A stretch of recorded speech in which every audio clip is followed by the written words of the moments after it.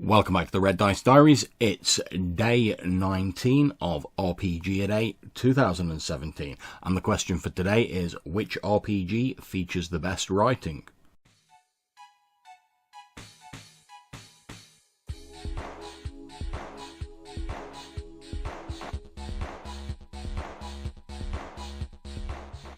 Now, I think this is a little bit of a difficult question to answer, because how do you clarify what's the best writing? Obviously, what I think is the best writing might be entirely different to someone else. And indeed, books on my shelf, I might think one has really atmospheric writing, one has really exciting writing. There's a lot of different factors that could come into play. So what I'm going to do instead is I'm going to look at a recent book I've read that had writing that really made me enthusiastic to play the game. Although unfortunately I've not got around to doing so yet. But I think that's got to be at least one of the sort of goals of writing in RPGs. After all, you want people, if you're the writer, to pick up your RPG, supplement, campaign setting, whatever, and actually play it. And aside from having nice looking artwork and an exciting cover, it's the writing that draws people into it. So I've decided to go for this, Lamentations of the Flame Princess. Now, this is an OSR game, so it's a sort of old school Dungeons and Dragons style game. Now, I've heard it described as sort of mature or adult before, which has caused me to sort of shy away from actually looking into it on previous occasions, because generally I've found that when people say a book's adult or it's mature, what they mean is there's some tits or something that people might find a little bit risque in the artwork, and generally not much substance behind it. Now, I eventually got around to looking into this, and I'm really glad I did. I think it would have been a real shame if I'd not done, because, yeah, there is some risque artwork in here, but it is a very well-written book and a very interesting OSR game. It's written by James Edward Raji IV, and it has some really interesting and atmospheric writing in it. Just to give you an example, let me just read off the back cover. Beyond the veils of reality, beyond the influence of manipulating politicians, greedy merchants, iron-handed clergy, and the broken masses that toil for their benefit, echoes of other realms call to those bold enough and desperate enough to escape the oppression of mundane life. Treasure and glory await those courageous enough to wrest it from the darkness.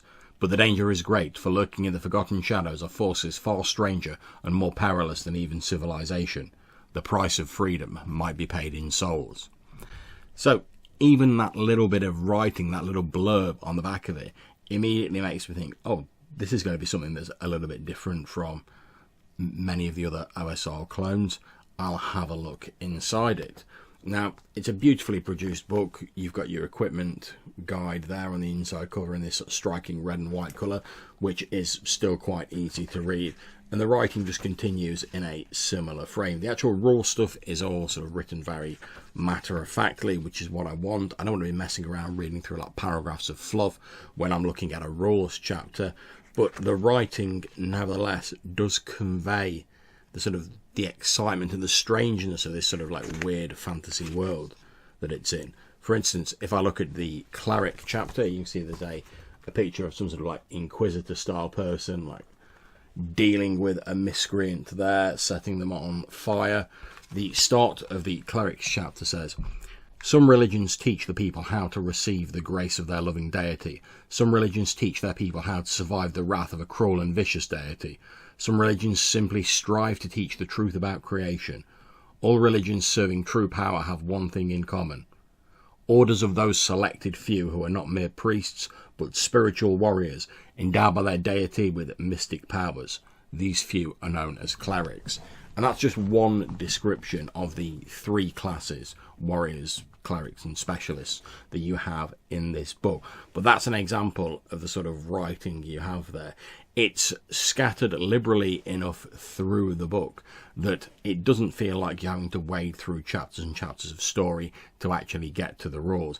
But there's just enough so that it keeps your interest going. Normally at the start of each chapter, there'll be a little paragraph or two that really draws you in and makes you want to read more about what's actually going on in that chapter. So, for instance, the specialist chapter starts by saying, fighters are adventurers because they are so inured to death they cannot settle down to a normal life. Magic users are those that have pursued the dark arts and are no longer welcome in society. Clerics are charged by their gods to go forth and perform their special duties. Specialists, they do it because they want to, whether inspired by greed, boredom, or idle curiosity. Specialists are professional explorers risking a life and limb simply because a less active life is distasteful to them. In some ways, this makes them the only sane and normal adventuring characters, but in other ways, it makes them the most unusual. And again, like I said, that's just a couple of examples of the writing throughout the book. The writing is very much top class. I'm hoping to do a review of this at some point in the future where I'll go into much more detail about it. And I also believe there's a sort of a GM's guide, because this is the Rules and Magic book, the sort of first book of, like, I think it's a 2-book set. So hopefully that'll be released at some point. I know there's an older sort of version out there, like a grindhouse version, which can be downloaded for free. And also you can get the grindhouse version of these rules in PDF completely free, which has got to be another big plus for it. But mainly the thing which has separated this out from other OSR clones, which I'm a big fan of, for me, aside from the beautiful and sometimes bizarre artwork in it, is the fact that the writing is so very good, and it even without the artwork, it would almost conjure up these feelings of this strange sort of weird fantasy world, which is the slant that Lamentations of the Flame Princess is putting on the OSR experience. So if you're not bothered about a bit of risque art, which, to be honest, you can incorporate or ignore as you see fit. So if you're not bothered about that, and you want a really interesting and well-written read, and you want an OSR experience with a maybe slightly sort of like weird fantasy feel to it, can't recommend this book highly enough. Give it a read. I'm sure, like me, you'll be hooked in by the writing and you won't want to put it down. So there's my answer for question 19 of RPG A Day 2017. Which RPG features the best writing? For me, at the moment, it's Lamentations of the Flame Princess by James Edward Raji IV. So until I see you next time, take care and happy gaming.